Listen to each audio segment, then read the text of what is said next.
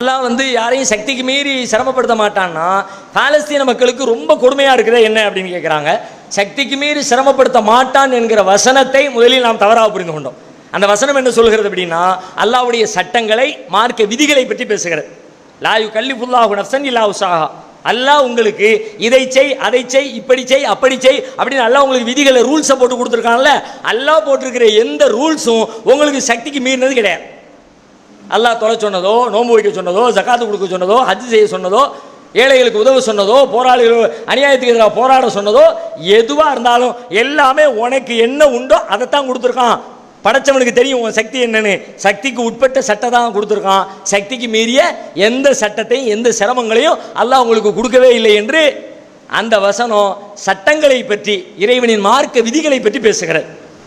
நமக்கு வாழ்க்கையில் வருகிற இந்த சோதனைகள் இருக்குதே, இந்த சோதனைகளை பொறுத்த வரைக்கும் யாருக்கு உறுதியான ஈமான் இருக்குதோ, ஈமானின் அளவு கூட கூட கூட சோதனைகள் கூடிக்கொண்டே இருக்கும். அதுதான் இஸ்லாத்தின் நிலைப்பாடு. உலகத்தில் அதிகமாக சோதிக்கப்பட்டவங்க யாரு? ரசூலுல்லாஹ் சொல்றாங்க, நபிமார்கள். ஏன்? அவங்க தான் அதிகமான உறுதியோடு இருந்தவங்க. அதுக்கடுத்து யாருக்கு சோதனை? அதை விட கொஞ்சம் பலம் குறைஞ்சவனுக்கு, ஈமான் குறைஞ்சவனுக்கு. ரொம்ப ஆட்டங்கண்டுகிட்டு இருக்கிறவனுக்கெல்லாம் ரொம்ப சோதிக்க மாட்டாங்கல்ல. தொழுகைக்கே போவா வேண்டாமா அப்படின்னு இருக்கிறவனை போய் உன் பிள்ளைய அறுத்து பலி கொடு என்கிற அளவிற்கு அல்லாஹ் விதிகளை உண்டாக்க மாட்டான்.